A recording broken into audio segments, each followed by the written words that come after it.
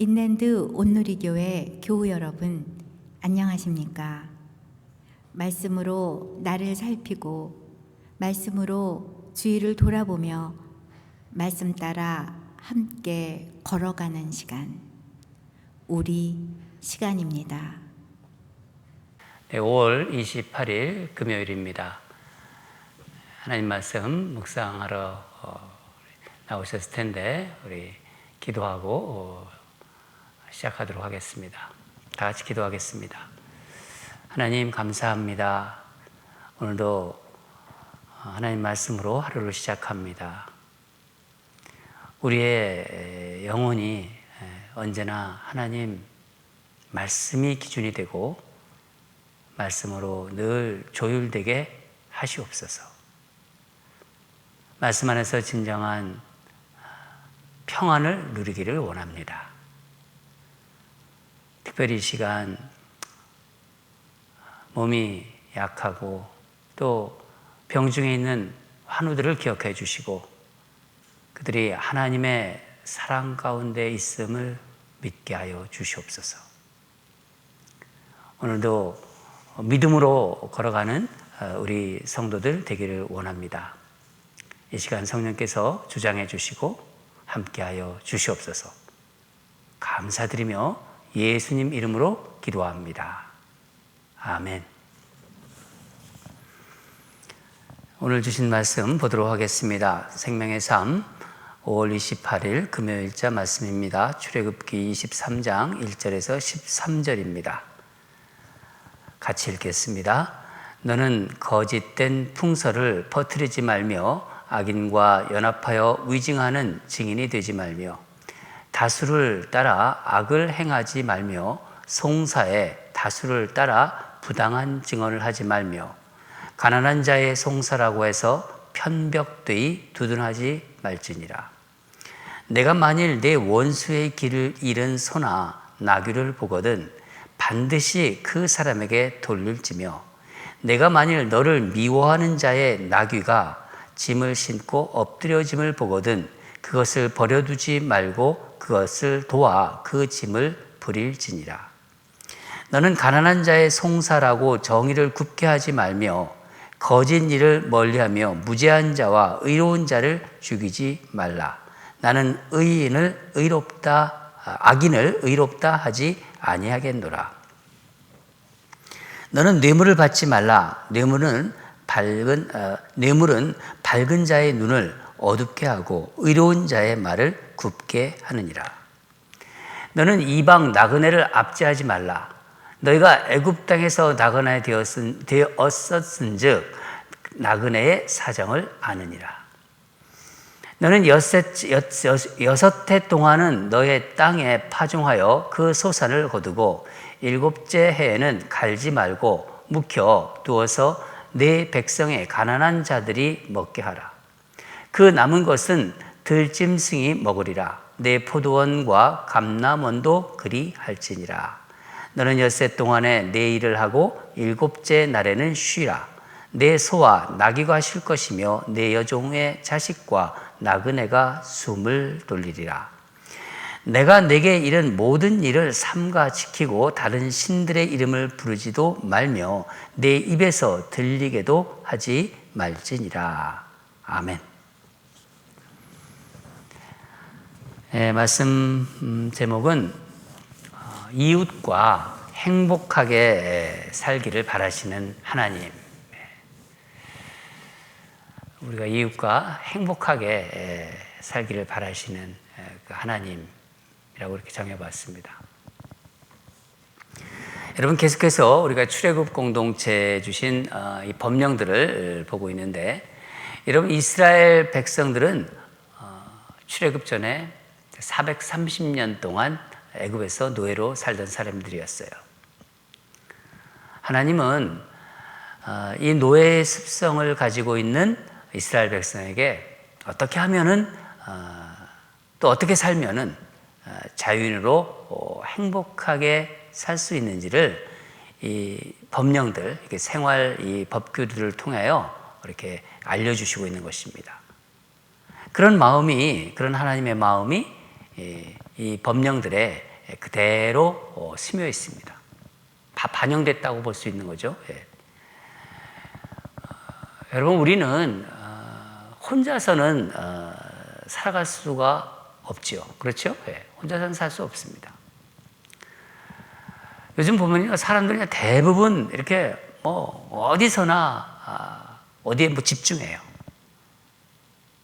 스마트폰, 이 SNS, 이 스마트폰에 아주 그냥 계속 그렇게 시선을 두는 모습들을 여기저기서 봅니다. 차 안에서도 보고, 뭐 거리에서 다닐 때도 이렇게 뭐 계속 그거 보고 다니고, 뭐 잠깐 뭐 기다리는 동안에도 그렇고. 그러니까 겉으로만 보면은요, 스마트폰을 보면서 어떻게 보면 자신에만 집중하며 살아가는 것 같이 보여요. 그렇죠? 겉으로 보기에는. 개인적으로 참 이기적이다. 그런 모습도, 그런 분위기도 이렇게 느껴집니다. 그러나 자세히 보면은 그렇지 않아요. 그 SNS, 스마트폰으로 보는 그 모든 것들이 다른 사람들이 어떻게 살아가고 있는 모습을 보고 있는 거예요. 그렇죠? 예. 다른 사람들의 이야기, 다른 사람들의 모습, 생활. 그만큼 다른 사람들의 관심을 많이 가지고 있는 거예요. 단지 사람들의 시선이 SNS에서 거기에 있기 때문에 그렇게 보이는 것이지, 사람들은 많은 관계성, 그러니까 사람과 사람과의 관계성 속에서 살아가고 있다는 것을 우리는 알 수 있습니다. 오늘 말씀도 이웃과, 우리 주변의 이웃과의 관계에 대한 말씀입니다. 하나님 이런 법령을 주시면서 마치 이런 마음을 가지고 계신 것 같아요. 너희들이 이웃과, 너희 주변의 이웃과 이렇게 관계를 맺어라. 그러면 행복하게 살게 될 것이다. 그런 마음이 하나님이 가지고 계신 것 같아요. 보면은 여러 가지 법령들이 나오는데, 먼저 이제 보면은 송사에 있어서 이 말하는 거 있죠. 이 말에 관한 것을 지금 말씀하십니다. 우리가 봤던 10계명 중에서 그 9계명 쪽을 보면은 너희 이웃에 대하여 거짓 증거하지 말라. 그렇게 말씀하십니다. 이것은 이웃의 명예를, 그러니까 존중하라는, 이 명예를 소중히 여기라는 말씀인데, 바로 이 말씀이 바로 이제 이것에 대한 생활 법규라고 볼 수 있어요. 그러니까 오늘날과 같이 이렇게 법이 이렇게 딱 체계가 정립되지 않은 시대에서 하나님은 어느 누구도 정말 억울한 일을 당하지 않게 하고자 하는 그 마음을 이 법규에 다 이렇게 넣으신 거예요. 1절 내용을 보면 1절부터 3절은 증인, 이 증인의 역할로 위증을 금하는 말씀입니다. 4절과 5절은 원수의 가축, 그러니까 자기가 원수라고 생각하는 사람의 가축을 어떻게 다루어야 하는지에 대한 말씀이고, 6절부터 9절 말씀은 재판장의 역할에 대한 말씀입니다. 그리고 나머지 10절부터 13절까지는 안식년과 안식일에 대한 말씀을 다시 하시고 있어요. 특별히 여기에는요, 안식일 규정 그 이면에 있는 어떤 그 사회적인 약자에 대한 부분을 좀 강조하고 계십니다. 오늘은 전체를 다 다루기에는 시간이 부족하고, 그래서 하나님께서 우리가 이웃에게 어떻게 말을 하고 듣기를 원하시는지에 대해서 좀 생각해 보는 시간을 갖겠습니다. 우리 1절을 같이 읽겠습니다. 너는 거짓된 풍설을 퍼뜨리지 말며 악인과 연합하여 위증하는 증인이 되지 말며. 여기서 거짓된 풍설은 근거 없는 소문을 얘기하는 거예요. 소문 있죠? 루머. 근거 없는 소문론. 여러분, 우리가 듣는 것 가운데는요, 사실 근거도 없고 이렇게 확인되지 않은 게 참 많습니다. 직장에서도 그렇고요, 교회도 그래요. 사람이 사는 곳에서는요, 말이 참 많습니다. 그런 말 중에서도 자신에 대한, 그러니까 다른 사람들에 대한 말이 참 많죠. 그렇죠? 또 말을 듣잖아요? 그 말이 들으면 거기서 끝나지 않잖아요. 자연히 뭐 마음으로도 또 뭐 입으로는 얘기 안 하지만은 또 입으로 할 때도 있죠. 뭔가 들으면 판단하게 되잖아요. 그러니까 실제로 이제 어떤 법정에 있는 재판관은 아니지만 마음으로 판단하고 또 입으로도 판단하면서 살아가고 있는 셈입니다. 사람들에 대해서 이런저런 어떤 재판을 하고 있는 셈이죠. 그렇죠? 근데 잘못된 판단을 한다. 잘못된 생각으로 그렇게 어떤 판단을 한다. 그렇게 되면 어떻게 될까요? 다른 사람이 억울해지는 거예요. 억울해지고 그러면 결국은 이웃을 사랑하는 것과는 멀어지게 되는 것입니다. 그리고요, 사실 근거 없는 소문, 이 어떤 확인되지 않은 뉴스는요, 미확인 뉴스죠. 예, 확인 뉴스는요, 아무 유익이 없어요. 한마디로 쓸데가 없기 때문에 여러분, 우리는요, 그런 것에 영향을 받지 않도록 해야 됩니다. 많은 경우요, 말 자체보다는요, 그것보다 중요한 것은 그 말을 하는 의도예요. 저는 무슨 질문을 받거나 어떤 말을 들으면은 그 말을 하는 분의 의도를 생각합니다. 여러분, 말에는 드러난 의도가 있고요, 숨겨져 있는 의도가 있습니다. 그래서 우리는 말의 의도를 생각해 보아야 돼요. 대개의 경우에 사람들이 뭐 이런저런 근거 없는 이야기를 그렇게 그런 걸 하는 이유는 그런 말을 통해서 상대방을 자신이 원하는 대로 이렇게 움직이도록 하는 그렇게 하길 바라는 마음이 그 안에 있기 때문입니다. 의식적이건 무의식적이건 내 편, 나를 지지해주는 사람을 원하는 거예요. 간혹 보면은 자기 편을 만들기 위해서 말을 지어서 전하기도 해요. 그리고 어떤 때는 자신이 이제 섭섭한 일을 당하면 불편해요. 마음이 불편하죠. 불편한 마음을 어떤 식으로든 되갚아 주려고 해요. 그렇게 해서라도 이렇게 마음이 좀 후련해지고 싶은 거예요. 그래서 가까운 각 사람에게, 저 사람이 뭐 이렇다더라. 이런 말을 했어. 저렇다더라. 그러면서 자기 말을 지지해 주기를 바라는 마음이 있는 거예요. 그럴 수 있습니다. 그런데 그런 것들이 자꾸 커지고 그게 만약에 세력화되면은 바로 거기서 공동체의 문제가 터지게 됩니다. 문제가 되는 것입니다. 그래서 2절 말씀을 보면요, 여기 다수를 따라 악을 행하지 말며, 그러면죠, 다수를 따라 악을 행하지 말라. 여러분, 민주주의 사회에서는요, 다수 의견을 중요하게 생각합니다. 그러나 다수라고 늘 옳은 것은 아닙니다. 다수의 그 의견에 따라서 정의가 왜곡되어지는 경우가 이 성경에는요, 많이 나와요. 굉장히 많이 나옵니다. 구약에 얼핏 생각나는데, 나봇의 포도원 사건도 그렇습니다. 아합이 나봇의 포도원을 갖고 싶어 하잖아요. 그러니까 악처 이세벨이 거짓 증인을 막 세워가지고 나봇의 포도원을 결국 뺏습니다. 이게 다수의 횡포입니다. 대표적인 경우 또 신약 보면요, 다른 거 얘기 들을 필요가 없어요. 예수님이 십자가에 못 박는 것도요, 다수의 생각들이었어요. 군중들의.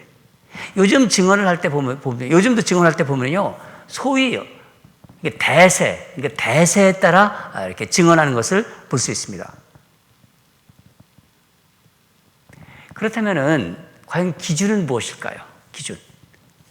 다수의 의견이라고 해서 그것을 받아들이는 것이 아니라 정말 그것이 과연 진실인가를 살펴보아야 합니다. 하나님은 다수냐 소수냐 이런 것을 따지지 않으시고요, 진실에 관심이 있으십니다. 진실에. 여러분, 하나님이 그러신 것처럼 우리는 말을 할 때나 말을 들을 때 과연 이것이 진실인가? 진실에 초점이 맞추어져 있어야 합니다. 오늘 출애굽 공동체 주는 법령들이 보면은 구절을 여러분 우리가 읽어서 아시겠지만은 대부분 그 약자, 사회적인 약자나 어떤 그 연약한 자에 대한 그 마음들이 있어요. 근데 흥미로운 것은 약자라고 해서 무조건 편을 드는 것을 금하고 계세요. 우리 3절을 읽겠습니다. 시작. 가난한 자의 송사라고 해서 편법되이 두둔하지 말지니라. 그러니까 어렵고 힘든 사람, 좀 이렇게 뭐 가난한 사람, 이런 사람 보면 자연히 편들어주고 싶잖아요. 그렇죠? 그게 인지상정입니다. 그러나 가난하다고 해서 위증하며 편들지 말라는 거예요. 하나님의 생각은 강자냐, 강자나 약자나, 이 사람이 힘 있냐, 힘이 없냐, 뭐 다수냐, 다수의 의견이냐, 소수냐, 이게 아닙니다. 무엇이 진실이냐입니다. 하나님의 마음을 7절에 분명하게 다시 한번 말씀해 주시는데 7절을 한번 제가 읽겠습니다. 7절 마지막 부분. 나는 악인을 의롭다 하지 아니하겠노라. 나는 악인을 의롭다 하지 아니하겠노라. 하나님의 선언이십니다. 여러분, 우리가 누구를 만나고 어떤 말을 듣든지 간에 이 하나님의 말씀에 우리 생각에 기준이 맞추어져 있어야 돼요. 우리가 하나님을 믿는 하나님의 백성들이라면. 여러분, 우리는 근거 없는 말, 뭐 쓸데없는 말이죠, 사실. 사실 무근의 이야기. 그런 것은요, 절대로 전하지 마시기 바랍니다. 진실이 아니면 내게서, 만약에 그 진실이 아니다, 그 근거 없는 말이다, 그런 소문이다, 그러면요, 내게서 딱 멈춰지도록, 스톱! 되도록 그렇게 하시기 바랍니다. 전하지 않으시면 돼요. 그럼 어떻게 합니까? 침묵하시면 돼요. 침묵이 필요합니다. 침묵할 때 침묵하시기 바랍니다. 여러분, 뭐 어떤 것들은 뭐 사실이라고 말하는 경우가 있는데 때로는 사실이라고 해서 전하는 것도 아니에요. 전해야 하는 것도 아닙니다. 여러분, 성숙한 공동체는 성숙한 침묵이 있다는 말이 있어요. 성숙한 공동체에는 성숙한 침묵이 있다. 그러니까 성숙한 교인은 성숙한 침묵을 할 줄 아는 사람입니다. 그러니까 꼭 필요한 말. 어떻게 보면 덕이 되는 말이죠. 덕이 되는 말이 풍성한 공동체가 건강한 공동체입니다. 우리 4절과 5절을 읽겠습니다. 4절과 5절. 내가 만일 내 원수의 길을 읽은 소나 나귀를 보거든 반드시 그 사람에게로 돌릴지며 내가 만일 너를 미워하는 자의 나귀가 짐을 싣고 엎드려짐을 보거든 그것을 버려두지 말고 그것을 도와 그 짐을 부릴지니라. 원수로 생각하는 사람의 소가 길을 잃고 있는 걸 본 거예요. 또 미워하는 자의 그 나귀가 이제 짐을 확 싣고 그냥 탁 엎어지는 걸 보았다. 근데 어떻게 그게 원수의 나귀냐, 어떻게 원수의 소냐, 어떻게 하냐고요? 당시에는요, 이 소나 나귀에는 그 짐승이 누구 것인지 알도록 이 표시가 되어 있어요. 딱 찍어 놓은 게 있습니다. 누구 건지 알아요, 보면은요. 그러니까 원수의 것이고 자기가 미워하는 자의 것이니까 이런 생각이 들지 않겠어요? 잘 되었다. 이거 아무 데나 가라. 그런 마음. 아니, 원수 미워하니까. 말똥 싸다. 우리가 쉽게 세상 말로 말똥 싸다. 그런 마음 들 수 있죠. 예. 여러분, 그런데 이 말씀의 의도는 뭐냐면은 상대방과 화해할 수 있는 기회를 놓치지 말라는 거예요. 하나님께서 이 법령을 주시는 건요, 상대방과 원수나 이런 미워하는 자와 이 화해할 수 있는 기회를 놓치지 말라.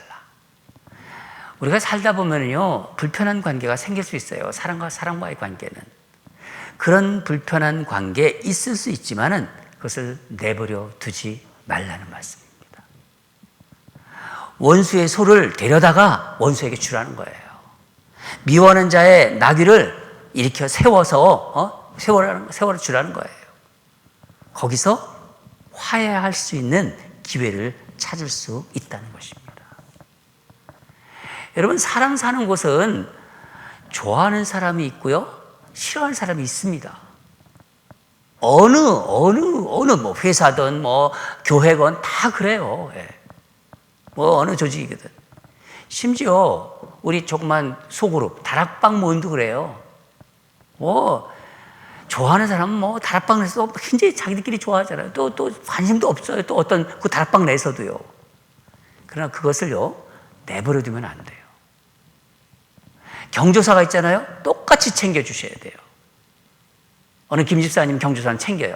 근데 이 집사님 경조사는 챙기지 않아요.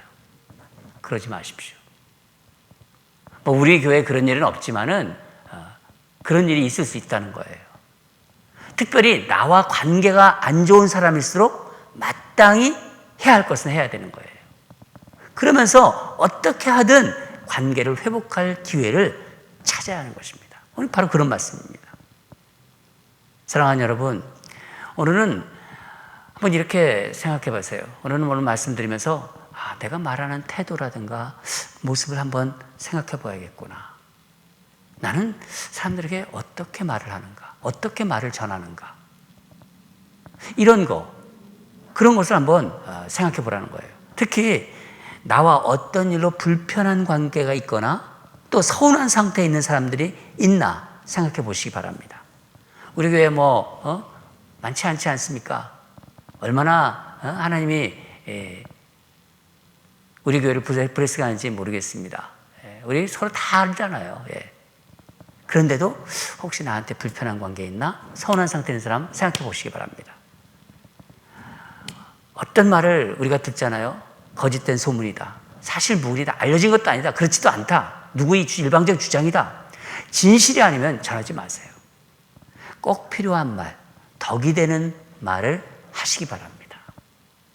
하나님이 원하시는 말에 대한 생각입니다. 나의 입을 통해서 악인을 의롭다 하고 의인을 악하다고 하는 일은 없어야 되는 거예요. 불편하고 미워하는 사람이 있나도 한번 살펴보세요. 회복할 기회를 찾으시기 바랍니다. 저도 이 말씀을 저 자신에게 비추어 보면서 다시 한번 저 자신을 돌아다 보겠습니다. 그렇게 하기 위해서는요, 하나님을 계속 닮아가기 위해서 노력해야 돼요. 말씀 보면서 자꾸 자신을 비춰보고 노력하는 것입니다. 우리가 하나님의 마음을 알려고 노력하고 닮으려 할 때 오늘 우리 주님께서, 우리 하나님께서 주시는 이 말씀, 우리 인생은요, 하나님이 지으신 대로, 하나님이 지으신 목적대로 행복을 누리게 될 거예요. 이웃과 행복하게 살게 될 것입니다. 오늘도 오늘 하나님 주신 말씀을 여러분 마음에 새기시며 그런 행복한 하루가 되기를 주님 이름으로 축원합니다. 그런 날들이 계속 쌓여가면서 우리 인생이 그런 행복한 인생이 되기를 바랍니다. 다 같이 기도하겠습니다. 하나님 감사합니다. 출애굽 공동체에 주시는 이 법령들을 하나하나 살펴보면서 오늘 특별히 내게 들리는 말, 내가 하고자 하는 말, 이런 것들이 과연 하나님이 기뻐하시는지, 이 말에 대한 것을 하나님 나눌 수 있게 해주셔서 감사합니다. 하나님은 우리가 행복하게 살기를 원하십니다.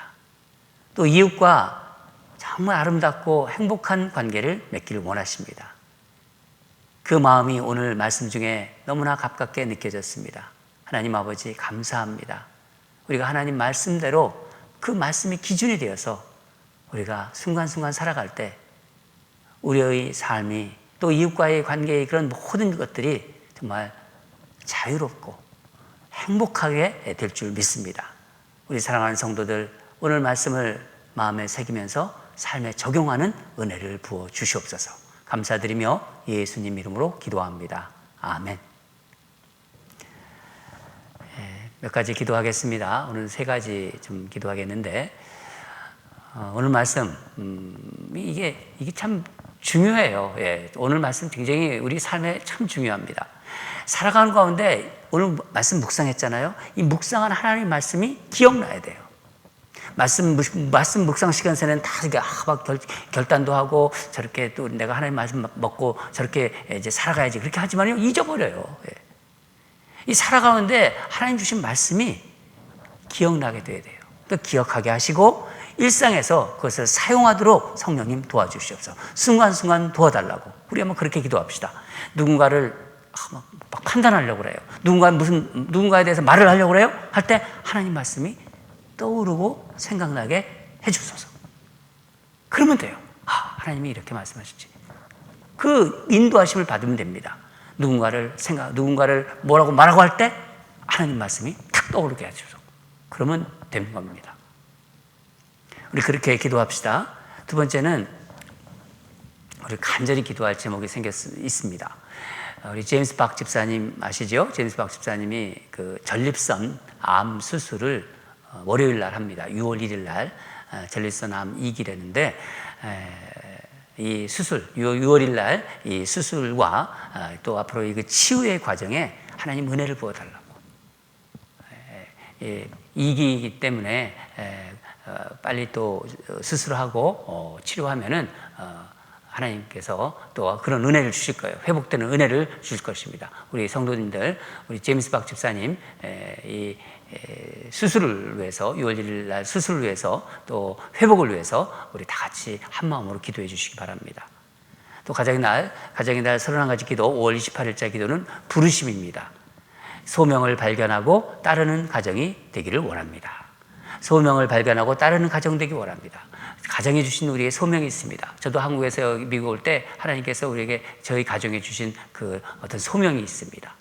그 소명을 다시 한번 좀 붙잡고 기도할 겁니다. 여러분도 여러분 가정을 생각하면서 우리 가정에 하나님께서 주신 부르심이 있다, 소명이 있다. 그것을 생각하고 하나님께 그것을 발견하고 또 그것을 이루어내고 따르는 가정이 되기를 원합니다. 그렇게 기도하십시다. 떨어져 있는 가정, 또 자녀들 다 지금 나가 있지 않습니까? 그 장도 생각하면서 우리 자녀들에게는 이런 것이 필요하다. 그러면 그걸 또 올려드리기 원합니다. 표대를, 그러니까 바울이 이렇게 말했습니다. 표대를 향하여 그리스도 예수 안에서 하나님이 위에서 부르신 부름의 상을 위해서 달려가느라. 우리는 가야 할 곳이 있는 사람들 아닙니까? 우리 가정이. 그런 어떤 사명을 생각하고 소명을 발견하면서 표대를 향하여 우리 달려가는 우리 가정이 되게 하소서. 우리 가족들이 되게 하소서. 그런 마음을 우리 하나님께 올려드립시다. 다 같이 기도하겠습니다.